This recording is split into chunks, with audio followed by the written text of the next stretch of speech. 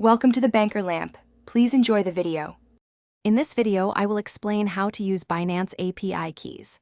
First, understand that an API key acts as a secure bridge, connecting your Binance account to external software. This powerful tool lets you automate trades, analyze market data, and manage your portfolio efficiently without constant manual intervention.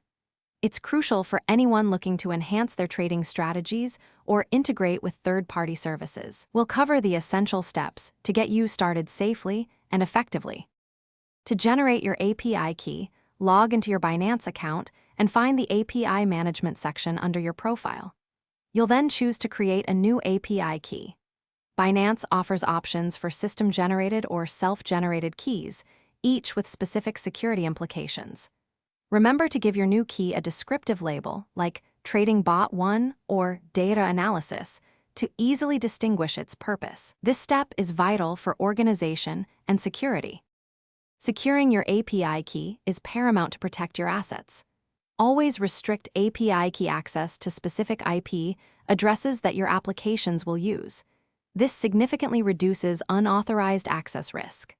Furthermore, ensure two-factor authentication is active on your Binance account for an extra layer of protection.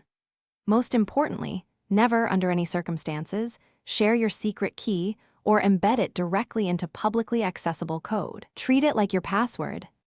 Once generated, you'll configure your API key's permissions.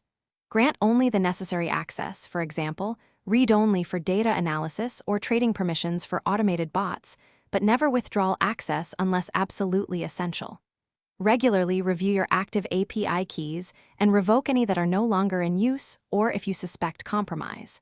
This proactive management is key to maintaining security. Also, for some great deals, including those leak-proof containers for easy meal prep, check the description below. Thanks for watching. If this was helpful, leave a like and consider subscribing. See you next time.